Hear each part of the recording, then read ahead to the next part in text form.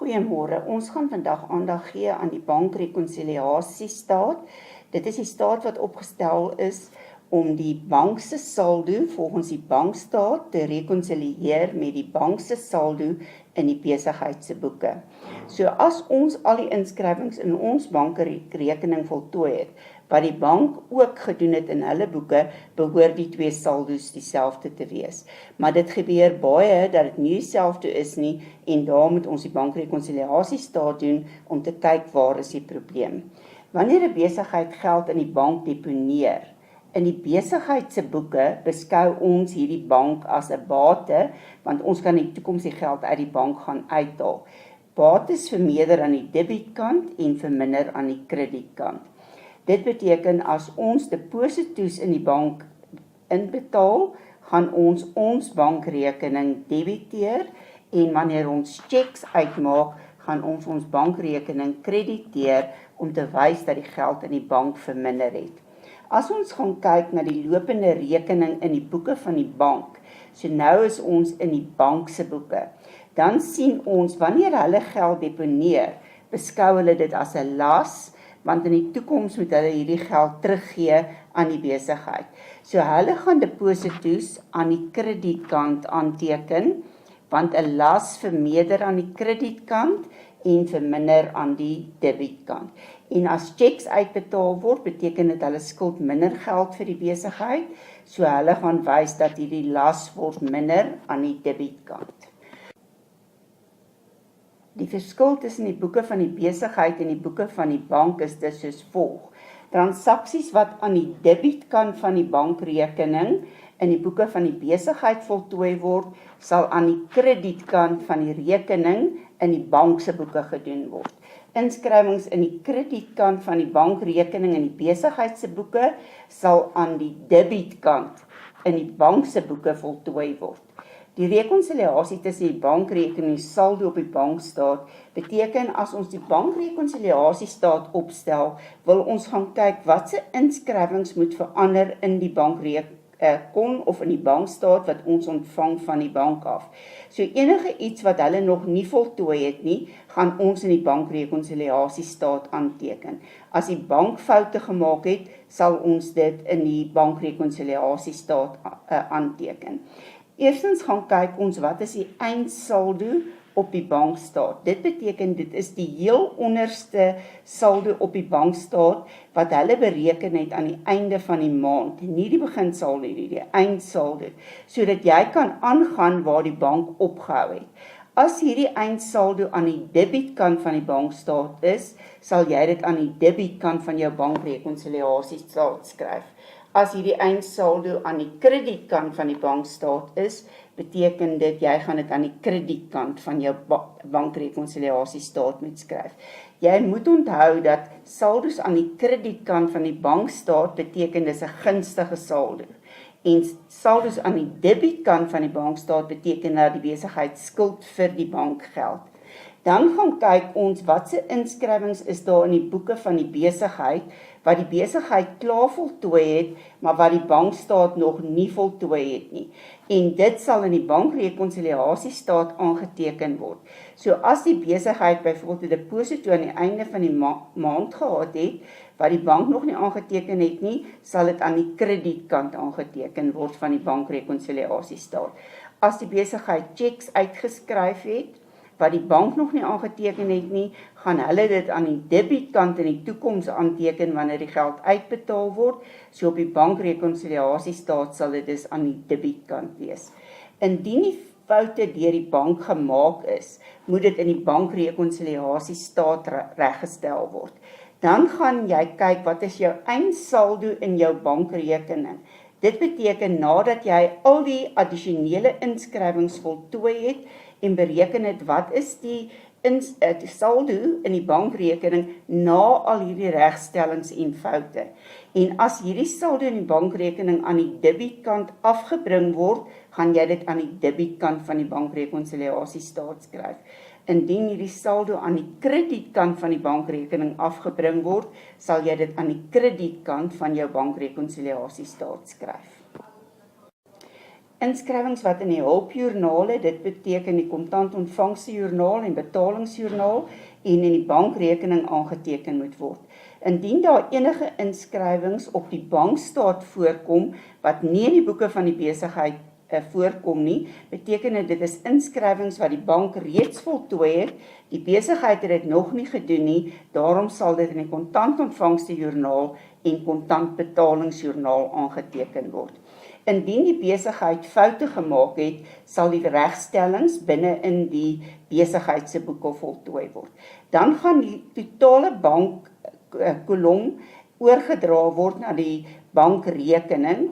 Dit beteken ons kan nou 'n eindsaldo in die bankrekening gaan bereken om te kyk na ons al die regstellings en gemaak het en ons het al die goed wat ons nie aangeteken het nie aangeteken. Wat is my saldo dan in die bankrekening? En ons gaan dan daardie saldo, die finale saldo in jou bankrekonsiliasiestaat skryf. En dan behoort die debietkant van jou bankrekonsiliasiestaat en die kredietkant dieselfde totaal te hê. As dit nie dieselfde totaal is nie, beteken dit dat daar nog steeds foute is wat reggestel moet word. Die volgende inskrywing sal in die bankrekening of in die KWJ en KBJ gedoen word. Ons sal begin met die saldo voordat ons die regstellings gedoen het. Dan gaan kyk ons watse inskrywings is alles in die bankstaat voltooi. So daar's byvoorbeeld 'n direkte deposito wat iemand byvoorbeeld vir huur inbetaal het. Ons geld in die bank het vermeerder, so ek gaan die bankrekening debiteer en ek gaan wys dat die huurinkomste rekening gaan gekrediteer word. As daar byvoorbeeld rente op die lopende rekening is, dit is die naam van ons grootboekrekening is rente op lopende rekening, maar hulle kan ook vir jou sê rente op gunstige banksaldo, so dit beteken ons het geld in die bank en hulle betaal vir ons rente op die geld wat ons in die bank het, dit vermeerder my geld, daarom gaan dit aan die debietkant van die bank kom. Soms sê hulle vir jou rente op kredietsaldo en dit is die plek waar jy die meeste foute maak, want nou dink jy die rente op die kredietsaldo moet aan die kredietkant van die bank kom. Hierdie rente, waar kry ons hierdie inligting? Van die bankstaat af. En as 'n bedrag aan die kredietkant van die bankstaat voorkom, wat beteken dit? In ons boeke moet dit aan die debietkant voorkom, want nou gaan ons daai rente ontvang, so ek gaan dit debiteer. Dan kan daar byvoorbeeld 'n gedishonoreerde tjek wees van iemand wat se tjek teruggekom het omdat hulle nie geld in die bank het nie, of dat die handtekening is verkeerd, of hulle het glad nie 'n handtekening op die tjek nie, die datums is verkeerd, die tjek het verjaar, of die tjek het is vooruitgedateer, enige rede hoekom hulle dit terugstuur, moet ek gaan wys. Toe ek die geld ontvang het ek dit aan die debietkant ingeskryf. So omdat daai persoon nie geld het nie, moet ek dit nou gaan kanselleer aan die kredietkant en wys die persoon skuld weer vir my die geld, so ek sal my debiteure kontrolerekening gaan debiteer. As ons 'n oortrokke bank het, gaan ons daai rente op die oortrokke bank aan die kredietkant moet skryf om te wys dit maak die geld in my bank nog meer oortrokke of my bate word nou minder op hierdie stadium. Hulle kan vir jou sê dis rente op ongunstige saldo, so dis rente wat ons aan hulle betaal, of hulle kan vir my sê rente op debietsaldo, wat beteken in die bank se boeke is dit aan die debietkant. En 'n saldo in die bank se boeke aan die debietkant is in ons boeke aan die kredietkant. Dan die belangrikste een waar die meeste foute gemaak word, is as hulle vir jou sê 'n tjek wat uitgereik is, het verlore geraak of daar's iets met die tjek verkeerd en hy kan nie meer gebruik word nie. Dan gaan ek eerstens en ek gaan kanselleer daai tjek. So ek beteken ek moet my bankrekening debiteer of dit in my kontantontvangstejoernaal skryf om die oorspronklike tjek wat aan die kredietkant was te kanselleer aan die debietkant. Dan kan hulle vir jou sê jy moet 'n nuwe tjek in die plek van hierdie ou een uitreik. So dit beteken ons gaan in die bankrekening wys dat ek 'n nuwe tjek uitgereik het. As ons byvoorbeeld bankkoste moet betaal, sal ons alle uitgawes wat ons aan die bank moet betaal, gaan ons bymekaar tel en een inskrywing doen om te wys daar's bankkoste wat die geld in die bank verminder.